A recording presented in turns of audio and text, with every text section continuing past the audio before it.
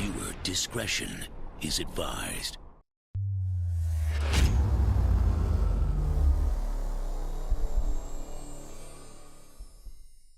What's up, y'all? Welcome to a brand new episode of Train Sim 2020. Today we're going to be on the Fort Kent route, which I know is an older route, but we're going to be showing off this brand new TruRail Simulations GP38-2 Union Pacific. Now, this is basically a remake of the Caltrain's GP38-2 that came with that Caltrain DLC for this game. So this is basically kind of like a remake and like a better version of it for the most part. But that is what we're going to be rolling with today. So we're going to be out here in Fort Kent. We're going to head up to one of the lumber distribution centers over here, pick up a few lumber cars, and bring them back to this location here. But let's go ahead and take a look at the locomotive here first. There's 4 different variants that you can have, and I'll kind of explain that here in a second. But this one right here will have the wings on the nose. Now, one thing though I have noticed is that if you choose to use another variant, your number is going to be the same, so it's going to be 210 for everything. But yeah, that's something that I don't think you can actually change. Unfortunately. But we come around over here, and I'll kind of, once we get out on the road, I'll explain like the new features and stuff of this GP38-2 and kind of go over them. But as you guys can see here, it looks super nice. We got rear-facing ditch lights as well. The number's up there instead of on the number boards. And yeah, this is one of the one of the variants that we can have. Now, if you guys know how to do scenario editing in this game, to get the different variants, you will actually have to put a specific like code in the numbering system when you edit a scenario. So it will appear as 210, and I'm not quite sure if that can actually be changed or not. But every time I've gone through and noticed it, it has been number 210. So we'll come out over here. As you guys can see here, we got some more 38-2s. So this one right here, basically all it does is that reflective stripe becomes red. So as you can see here on this one, it is yellow, and then you kind of see on that one it's yellow. And then on this one, kind of sort of, you can probably see from here, yellow.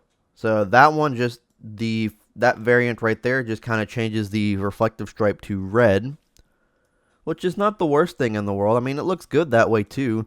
In my personal preference, I like the wings on the nose, so we're going to stick with that one. But as you can see there, number 210. And then this one right here, as you can see here, Union Pacific is kind of like, it's compacted and stuff. So it's like not going across the whole like engine here, whereas this one, it's more spread out, so it goes across the engine for the most part. And I'm not quite sure if these are actual different variants of a GP38-2. I'm assuming that they are, because I think that TruRail tried to make this like realistic to as many GP38s as Union Pacific has. So, but yeah, this one just basically spreads out the lettering, as we see there. And then this last one right here is what the default one looks like. So whenever you spawn it in-game, this is what it'll look like. So just a standard compacted Union Pacific, yellow safety stripe, no wings. And this one is the one that you can actually change the numbers on that I've noticed. So yeah, it's very nice. It is actually free as well. So I'll have a link down in the description down below for you guys if you do want to check it out. But yeah, these 3 or 4 different locomotives that you get are actually free. So that's cool. And I know that they're working on a Missouri Pacific one as well. So once that one is out and everything, we'll go ahead and kind of showcase that one as well. But let's go ahead and hop back into our locomotive here. Here's a look at the cab. Let's actually go ahead and start this baby up real quick.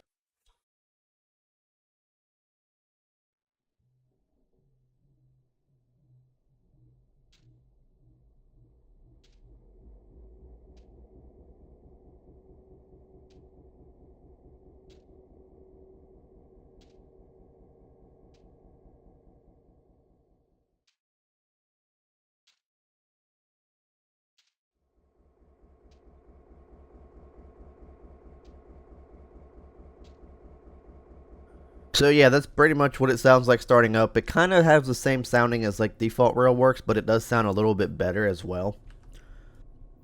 But yeah, so we'll come here into the cab here. Very nice looking.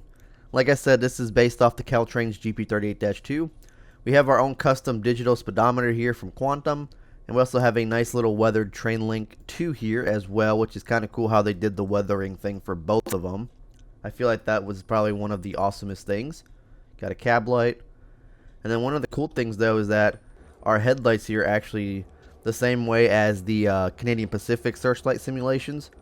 So it kind of has that same feel to it for the most part.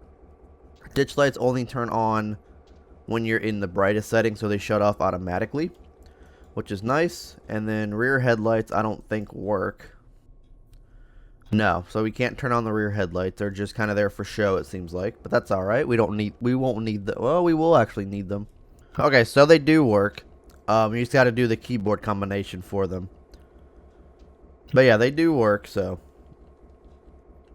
Cool. Alright, so let's go ahead and get this puppy moving here. As you see here, we have coupling to 4 different cars at Deuce Lumber. Which Deuce Lumber is all the way over here. So we're pretty much right here. Deuce Lumber is all the way over here. Oh, not there. Right here. So we got a little bit of a ways to go. But let's go ahead and get on out on the road here. Let's go ahead and get our headlights to bright. Release that brake. Sound that bell. Which, it's a nice sounding bell if I do say so myself.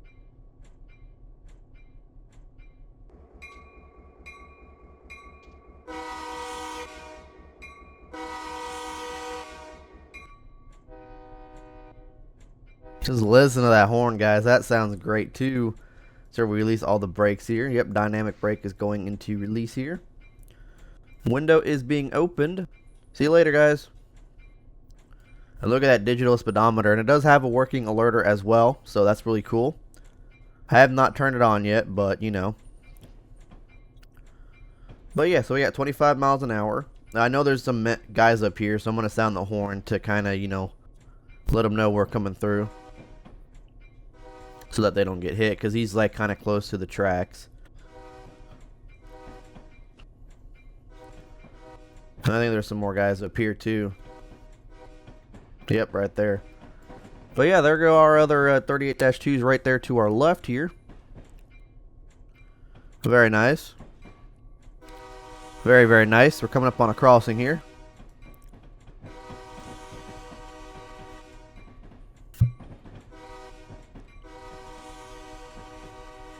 It has been a while since I've actually been on this route here.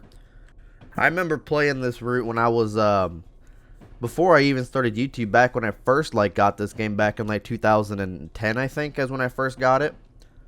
But yeah, that's when I first ended up getting this route, and, it's been a while since I've played it. But it is a fun game for the most part. Like, I used to end up just changing out, because I was, like, tired of driving the SD42s all the time. Because I used to do this and that, like, Ohio one. The Ohio, I don't remember what it's actually called, but it's the same thing where you just use the UP SD40-2 to, like, do switching scenarios and stuff. I used to use both of those, and I was just getting tired of driving an SD40-2 all the time. So with whatever resources, like, we had available,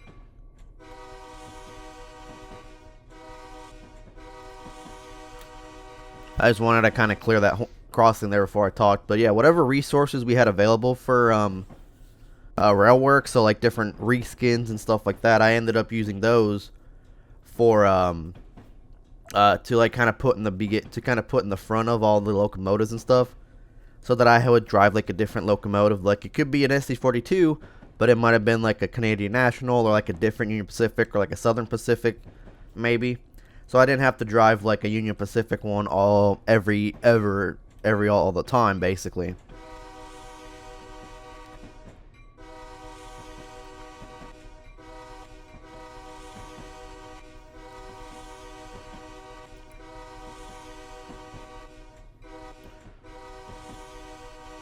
Some brushery in the road there, that's weird. But yeah, I kind of did this, and I know I said that I didn't end up doing like any switching or anything, but this would have been like the only switching I would do for like a branch line. Like, I didn't do it too often because I did more passenger, but I still played this route a lot.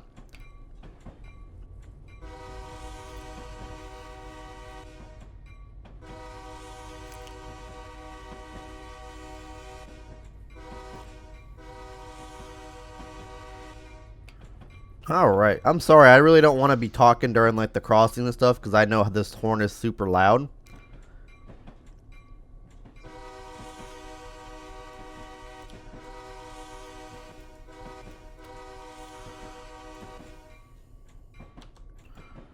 Alright, so we're coming into single track territory here. So we can actually go ahead and shut off those ditch lights since we don't need them in single track territory. But yeah, this locomotive does come with a whole bunch of different new features and stuff. We can open the doors, like these cab doors back here. We can open these bad boys up in a specific spot. You have to kind of go and then open them up right there. And then same thing with this one, I believe you can open up as well. Maybe. Front cab door. Yep, you can. And then you could also turn on like your number board lights, which I don't think are actually turning on, but that's okay. That's okay. It does have a new working PCS, which we can maybe show off once we get to the lumber place. And I'll show you guys how to reset the PCS. So basically what causes the PCS to trip is not acknowledging your alerter. So, that's your alerter. You don't acknowledge it, it'll trip the PCS. So that's kind of cool how it has the alerter, and it's probably got like the dead man switch for like every 30 seconds or 60 seconds or whatever it is. So that is super cool. We have a but also what will trip it is an emergency application of your brake. So if, like, let's say you end up accidentally putting your train to emergency, your PCS will trip as well. So there's a specific process to reset it, and I will go over that here once we get to the lumber place in about 3 miles or so. So stay tuned for all of that. But we also have a cap dynamic brake on the control stand, which is this. Don't have a dynamic brake right here because this is actually a non-dynamic brake version of this locomotive. So I'm not quite sure if the Caltrain one had a dynamic brake. I don't believe it did. But this one does not have any dynamic braking whatsoever. So it is just a default one. So, but yeah. There's also the dynamic brake fans up here are also capped. So you see that one right there for your dynamic braking fan. So there's no fan force since there is no dynamic braking. It has dynamic exhaust, which we're not seeing here, but once we throttle this bad boy up, we'll probably see it. But I don't want to throttle it up right now because we're not going to try to be speeding. It's got new lighting all around, which you probably won't be able to see it in the daytime here with the cab lights. So at night, you probably will be able to see it more at night with the cab lighting. New lighting in the front and the rear locomotive like we showed off. It's got a digital speedometer, which is implemented with the alerter. So I don't know if you can actually set your own speed on it. I don't think you can, but that'd be cool if you can actually like set your speed limit, like type in here, like, you know, you're going 35, you set it to 35, you know. That would be kind of cool. It's got adjusted fan animations based on your RPM. So right now the fans aren't working, but once you start throttling up, they should start turning on. Which doesn't look like it. So maybe we're not throttling up too much there. But yeah, we'll probably show that off once we leave. We got new cab textures, which the cab does look amazing, and I kind of showed off the digital speedometer and the train link too, and just a whole bunch of different like new stuff that you probably would not see on your Caltrain one. I just don't know all the features by heart, but I know that you guys, if you guys play that Caltrain 38-2, you guys will probably be able to catch them off the bat. You got new horns, new bells, new sounds, which you guys have witnessed firsthand already. Fixed cab levers, which are going to be like these levers here, I'm assuming. So those are fixed, which look nice. Dynamic numbering and decals, which you guys saw firsthand already. That you can pick your own number on the one that, like your standard one, but then once you want to go ahead and do like a special one, like these nose wings or whatever, you're going to end up having number 210 for the most part. But they also removed Dovetail Games' brake difficulty multiplier, which I never understood their brake multiplier because I've used it multiple times and the brakes have always been the same for me. So like I never really understood the concept of that. But hey, Dovetail Games, you do you for the most part. It does have enhanced physics, which we have also witnessed firsthand here. because this throttles up easily on its own, which is like, I mean, most locomotives would if they're, you know, light power, they would just throttle up as easy as possible. But yeah, like I said, there's going to be a Missouri Pacific one coming out as well.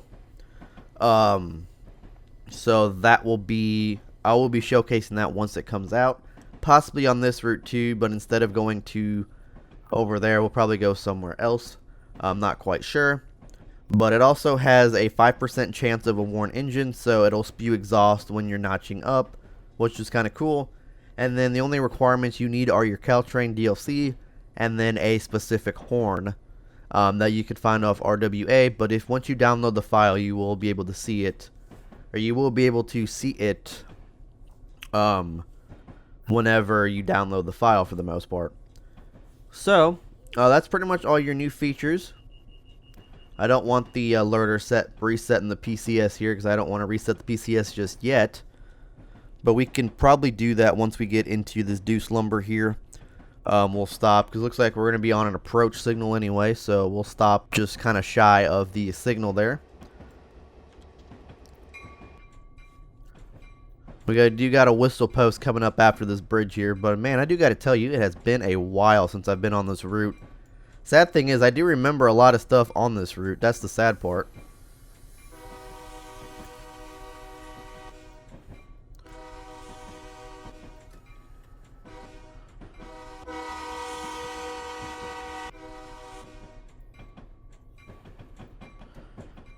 Alright, so we're coming up on a stop signal here.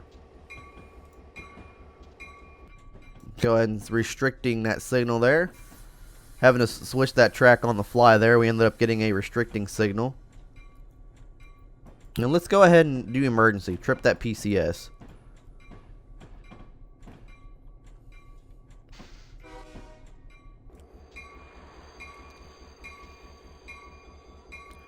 Alright, so now that the PCS is actually tripped, what do we have to do? Is we have to move the reverser to center.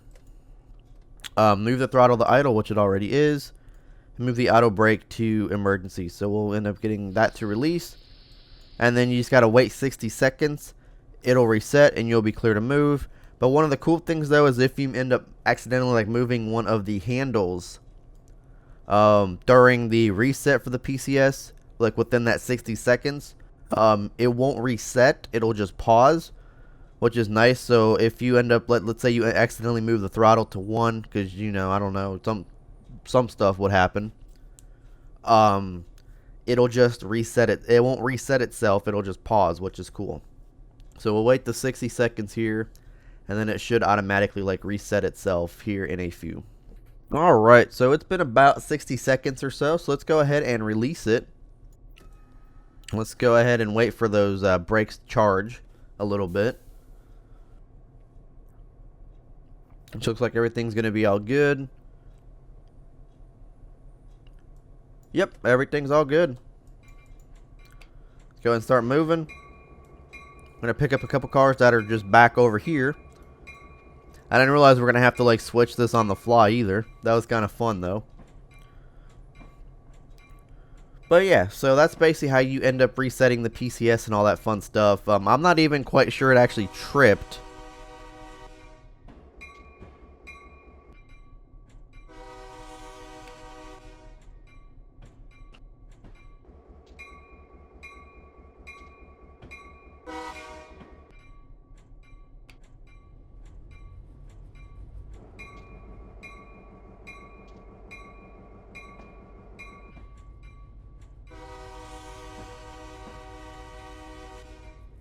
Alright, so we ended up clearing that crossing there. Let's go ahead and set the independent brake so we can start slowing this train down a little bit.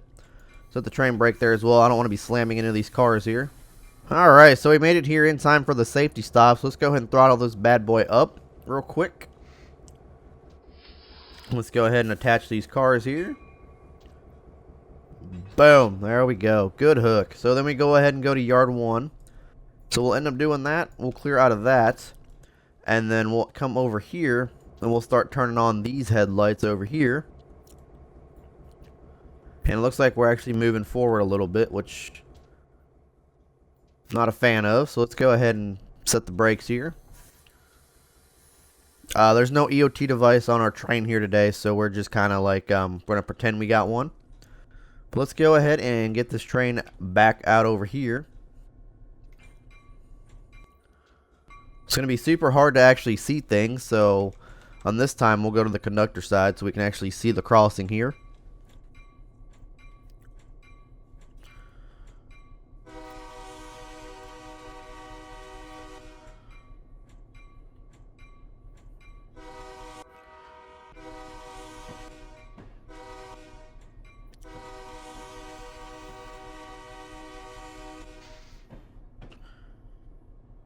Can't see what that signal is. We got a clear indicator, so once we get clear of this switch here, we'll end up stopping, setting the switch, and then we'll start up again and pick up our conductor. Let's go ahead and start stopping here so that we can drop the conductor off at the switch point, or pretend to drop him off for the most part.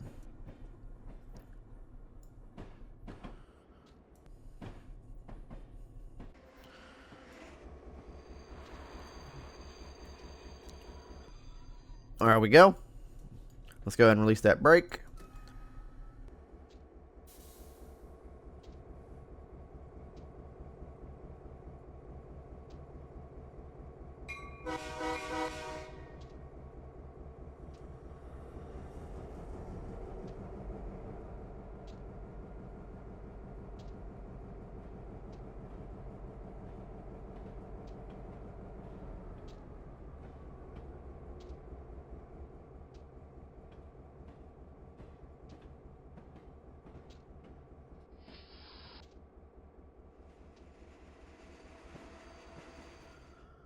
Alright, so the last car is now going to be coming off the switch here.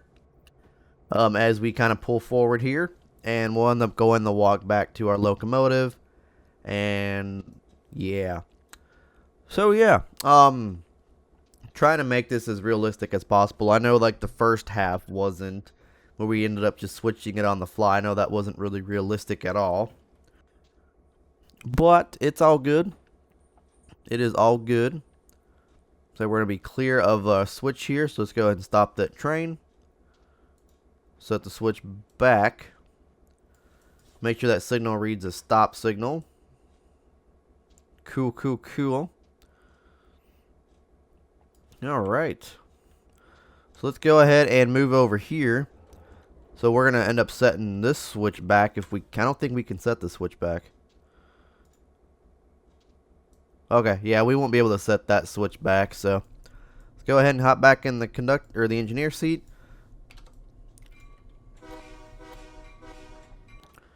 And let's go ahead and get back to the Fort Kent yard in about 5 miles. Yeah, 5 miles or so. Don't need them ditch lights on. Actually, we probably will need them for the crossing, so let's go ahead and turn those on for the crossing.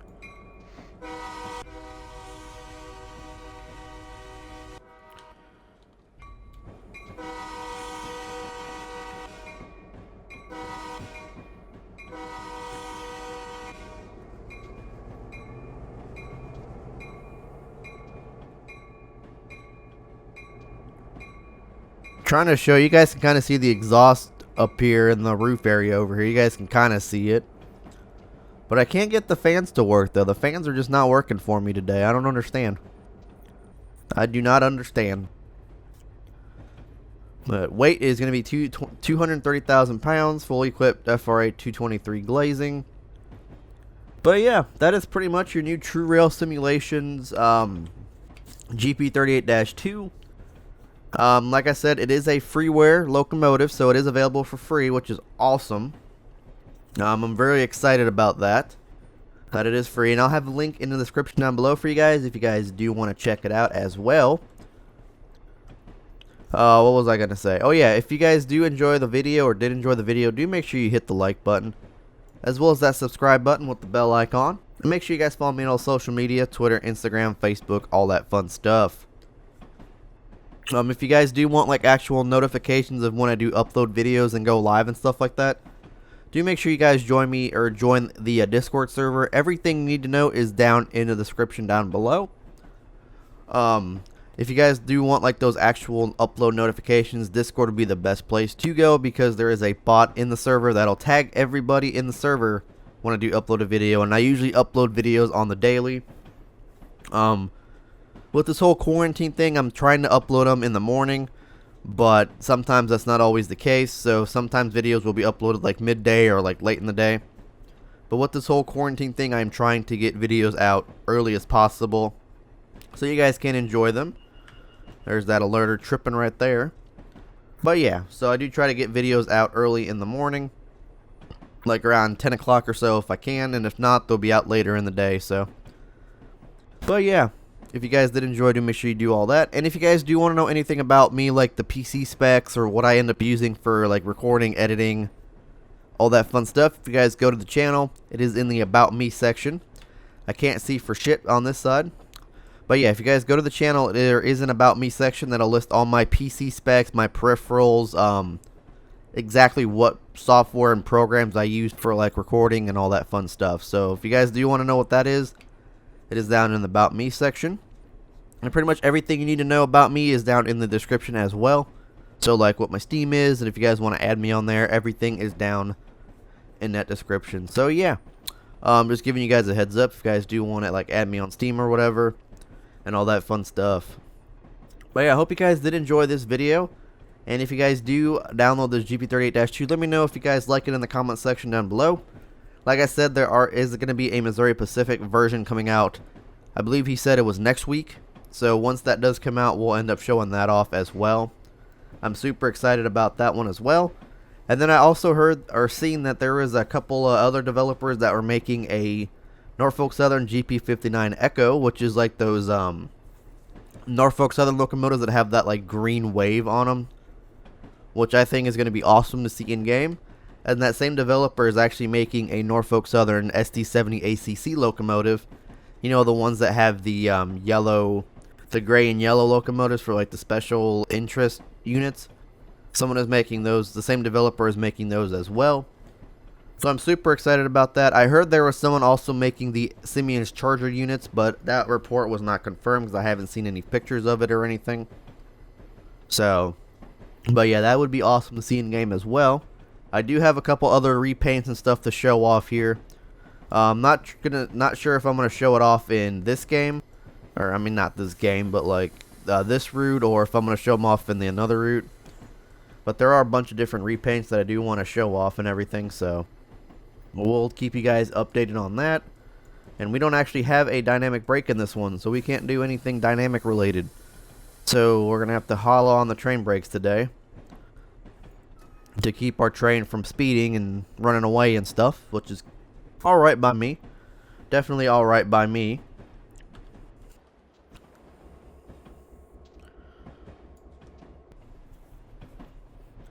But yeah, I'm super excited to be bringing more train sim content on the channel.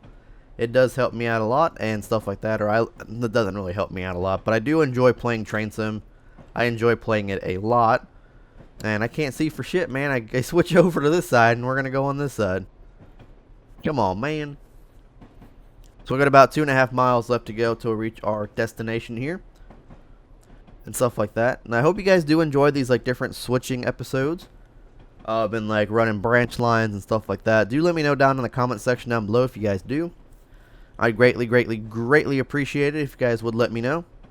Because I've got a couple other switching scenarios and stuff planned coming up as well.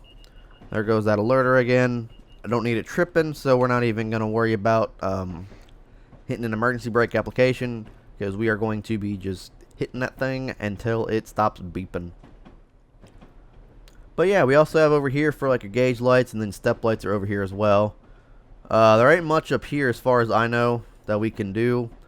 These you can't do anything, well, except for this one. Step lights can be turned on. That's number board lights. So you got your engine stop, engine start, and then nothing up there. So let's go ahead and come on this side, just in case there is a whistle post coming up, because I can't really see for shit. But we are coming back into Fort Kent here, yard 1. And once we get into yard 1, we'll end the scenario there and end the episode. But we are coming up on a whistle post here, so I'm going to go ahead and shut up so you guys can listen to the horn.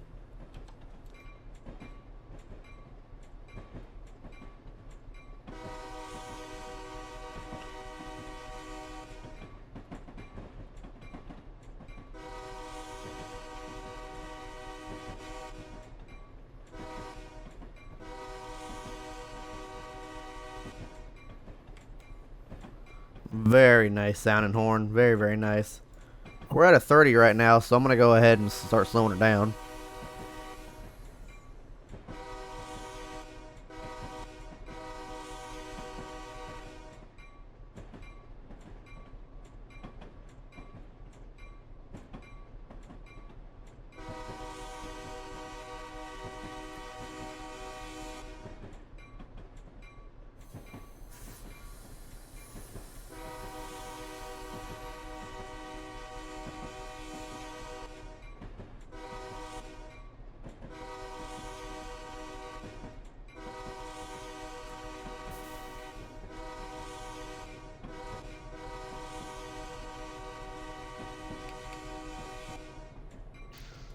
That was a lot of crossings in a span of like a minute for the most part.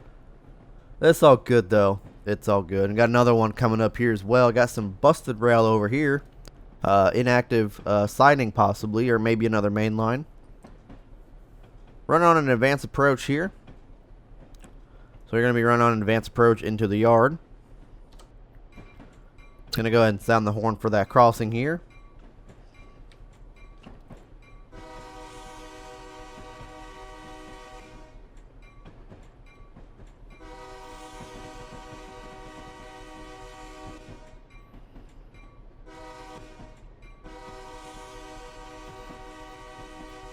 Okay, so I guess in the terms on this railroad, it is the approach diverging, because we have a diverging clear coming up now. We got our little brushery siding here. That's like an industrial siding to there, which we might do something with soon. Not quite sure though, because I kind of want to start doing some like different branch line shunting and stuff like that. Coming up soon, just not now. Coming up in the next couple episodes, so because I don't want to be using like the same locomotives or the same route like 4 different times in a row. We are coming up on another whistle post, and we are coming up on our other 38-2 counterparts over here.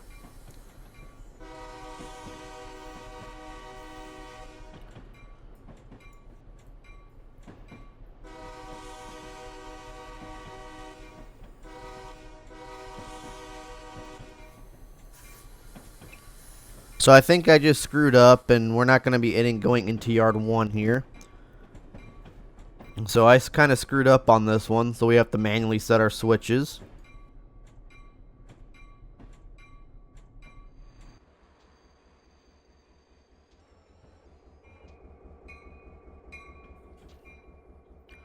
Alright, so I believe yard 1 is actually that first one over there.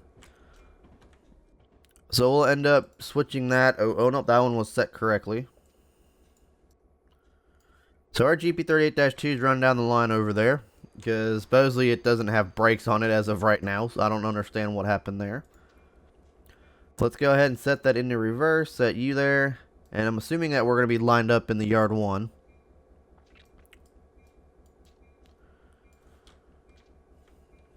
No. Yard 1's that first one. Yeah, that's what I thought. Okay, so we are lined up. Cool.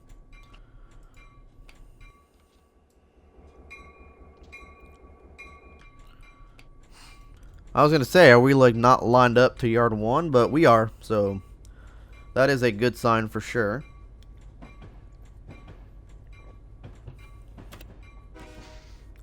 I did not mean to actually blow the horn. I just meant to turn off the bell there. But it's all good. It is all good. Let's go ahead and turn that marker off. We don't need it. But yeah, we'll come here in yard 1, get our train in the siding here, and yeah, we'll be good to go. We'll go ahead and turn off those headlights. We completed the scenario successfully, which is good. Can't do nothing. But let's go ahead and stop the train here. Set that into neutral. Lap them brakes. The lumber cars are following us, so that's good. Let's go ahead and stop, and we'll be good to go.